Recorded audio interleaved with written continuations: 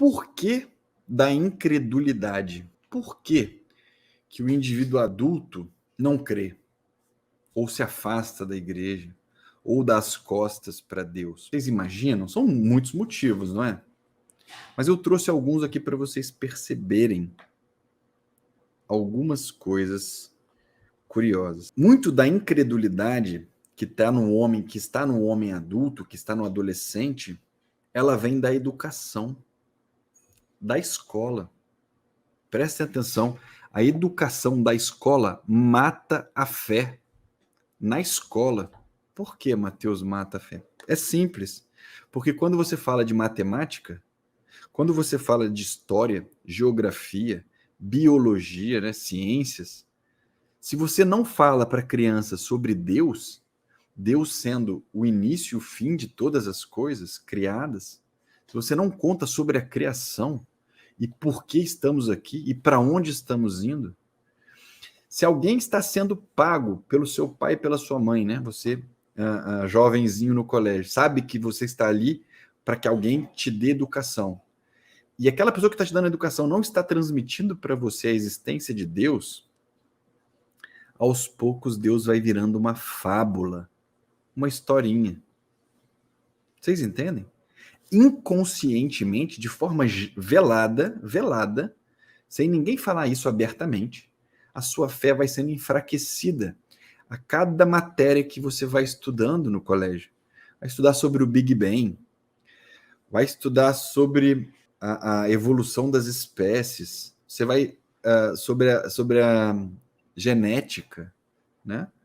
Você começa a estudar sobre a matemática e não tem Deus, não adianta. Infelizmente, você tem a sua fé morta ali, logo no início da sua educação. Milagre é milagre. Um adulto manter a fé passando por uma escola como as escolas que nós temos hoje. O segundo motivo que as pessoas se afastam é pelo exemplo do pai. Engraçado isso, porque o pai, chefe da família, sacerdote da família doméstica, deveria ser o cabeça da casa, o chefe espiritual. Ele deveria colocar todo mundo dentro do carro e falar: nós vamos para a missa agora. Você não tem escolha.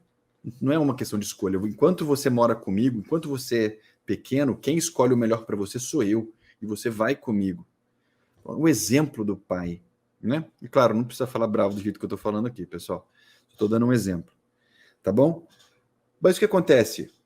Os homens hoje em dia estão muito distraídos. Muito distraídos. Muitas coisas distraindo os homens.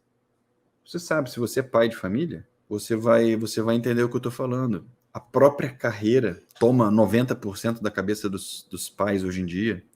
A necessidade de arrumar dinheiro para alimentar a família, claro, são coisas legítimas. Mas o fato é, e o lado espiritual? E a formação espiritual dos seus pequenos? E a sua amizade com Deus fica em segundo plano? Não é? Então o que acontece é o seguinte, na cabeça da criança, na cabeça do adolescente, é uma coisa muito simples, pessoal. É muito simples, a gente não precisa culpar ninguém aqui, essa não é a ideia. Mas só para você refletir um pouco. O que acontece? A criança pensa assim, se meu pai não vai, é porque não é importante. Porque se fosse importante, meu pai iria. Vocês entendem? Se meu pai fosse, é porque aí é sério. Meu pai só faz coisa séria, né? Fala de trabalho o tempo inteiro. A gente olha o pai, a gente admira. A maioria dos filhos torcem para o time do pai. Vai saber por quê, né? Porque o pai induz. O filho vê a vibração do pai com o time e acompanha. Aí o pai não vai à missa. O filho também não vai. A filha também não vai. E tem esse argumento na ponta da língua. Vira inconsciente. E o que acontece? Quando a criança vai ganhando um entendimento, vai ganhando a razão, vai construindo a própria inteligência, ela começa a se questionar. Espera um pouco. Por que acontece o mal no mundo? Deus é bom. Se acontece o mal no mundo, então Deus é omisso. Ele não serve de nada. De que serventia tem um Deus que deixa o mal existir? Inverte tudo. Por que eu tenho que me abster dos meus instintos egoístas? Castidade? Por que eu tenho que me privar de beber até morrer? Dormir com a cara na calçada? Não tem motivo para fazer isso. Enfim, e aí a pessoa começa a se questionar a fé. Isso vai enfraquecendo ainda mais a fé. Por que eu vou seguir mandamentos? Não faz sentido nenhum, né? Aí, quando escuta um escândalo dentro da igreja, né? É muito curioso isso, pessoal. Os escândalos são dos indivíduos.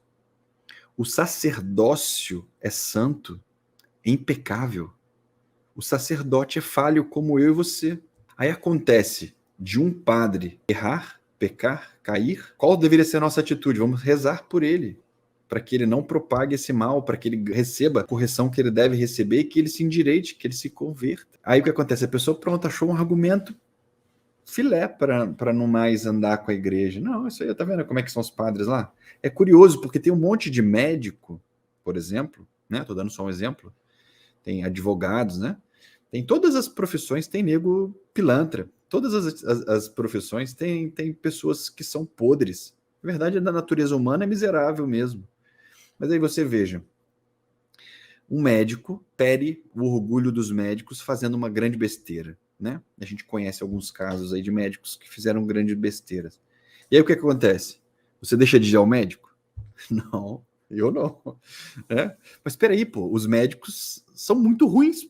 Olha lá o que aquele cara fez. Não, peraí, foi aquele cara que fez. Os médicos são bons. Só que quando é da igreja é o contrário. Mas não se assustem com isso, porque a igreja sempre foi perseguida, desde o início, e nunca deixará de ser, porque ela leva a verdade. E o inimigo não gosta da verdade, o inimigo se opõe à verdade.